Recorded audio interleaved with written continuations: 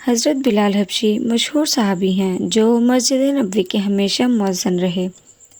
شروع میں ایک کافر کے غلام تھے، اسلام لے آئے جس کی وجہ سے طرح طرح کی تکلیفیں دی جاتی تھیں۔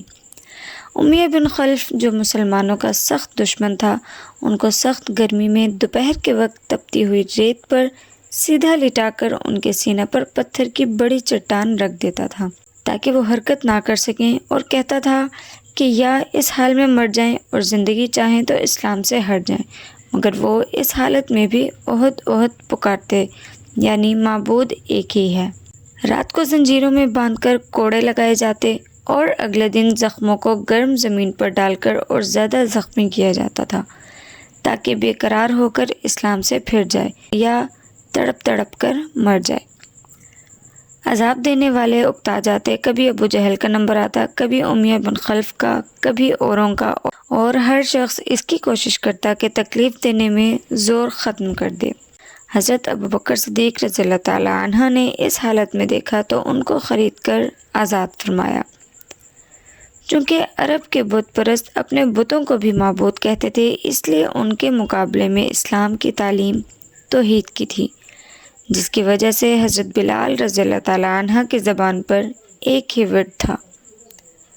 یہ تعلق اور عشق کی بات ہے۔ ہم جھوٹی محبتوں میں دیکھتے ہیں کہ جس سے محبت ہو جاتی ہے اس کا نام لینے میں لطف آتا ہے، بے فائدہ اس کو رٹا جاتا ہے، تو اللہ کی محبت کا کیا کہنا جو دین و دنیا میں دونوں جگہ کام آنے والی ہے۔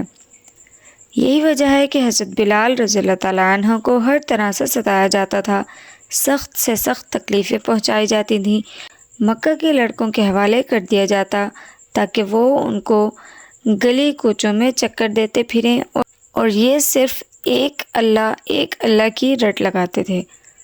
اسی کا یہ صلہ ملا کہ پھر حضور صلی اللہ علیہ وآلہ وسلم کے دربار میں مؤذن بنے اور سفر حضر میں ہمیشہ اذان کی خدمت ان کے سپرد ہوئی۔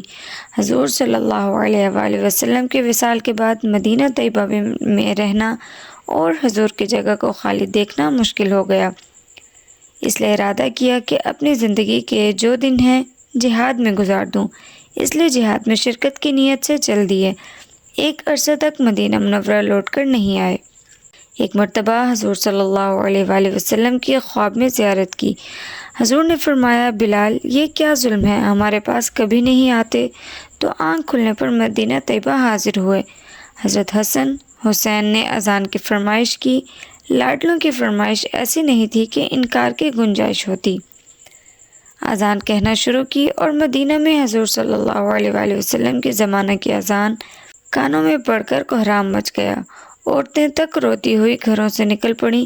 چند روز قیام کے بعد واپس ہوئے اور 20 ہجری کے قریب دمشق میں وصال ہوا۔ اگر یہ چھوٹا سا واقعہ اچھا لگا ہو تو لائک، شیئر اور سبسکرائب کرنا مت بھولیے گا۔ اللہ حافظ۔